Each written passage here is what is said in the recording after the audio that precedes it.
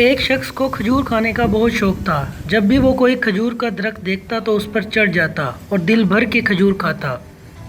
ایک بار وہ کہیں جا رہا تھا اور اس نے ایک بہت اونچا کھجور کا درخت دیکھا اور اس درخت کے اوپر بہت زیادہ ہی کھجور کے گچھے لگے ہوئے تھے۔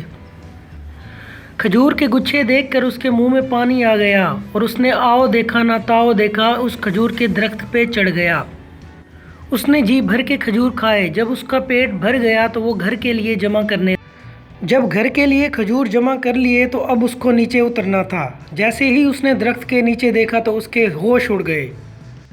اس کے ماتھے سے پسینہ ٹپکنے لگا اور اس کے ہاتھ پاؤں تھر تھر کانپنے لگے، کیونکہ وہ درخت بہت اونچا تھا اور لالچ کے چکر میں اسے یہ نہیں معلوم ہوا کہ یہ درخت اونچا ہے یا چھوٹا ہے۔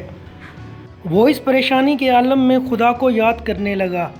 اس کے دل و دماغ میں چلنے لگا کہ اگر آج یہاں سے میں گر گیا تو آج کا دن میرا آخری دن ثابت ہوگا۔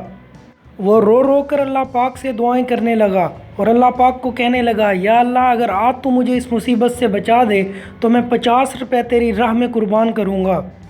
اس نے اللہ کا نام لے کر اس کھجور سے اترنا شروع کیا۔ جیسے جیسے وہ کھجور کے نیچے آتا رہا وہ 50 روپے کی قیمت کم کرنے لگا۔ جب وہ درمیان میں پہنچا تو کہنے لگا، یا اللہ اتنے کی تو میں نے کھجور نہیں کھائی جتنے کا میں نے وعدہ کر دیا۔ اب وہ اللہ پاک سے کہنے لگا، اگر اب میں بچ گیا تو اب میں 20 روپے تیری راہ میں قربان کروں گا۔ جیسے جیسے وہ زمین کے قریب آتا جا رہا تھا ان پیسوں کی قیمت اور سے اور کم ہوتی جا رہی تھی۔ جب اس نے زمین پر قدم رکھا تو ان پیسوں کی قیمت 0 ہو گئی۔ اس کہانی سے ہمیں یہ سبق ملتا ہے کہ ہم مشکل حالات میں تو اللہ پاک کو یاد کرتے ہیں، لیکن جب ہمیں کوئی خوشی نصیب ہوتی ہے تو ہم اللہ پاک کو بھول جاتے ہیں۔ زندگی کا مزہ تب ہے کہ ہم خوشی اور غمی دونوں میں اللہ پاک کو یاد رکھیں۔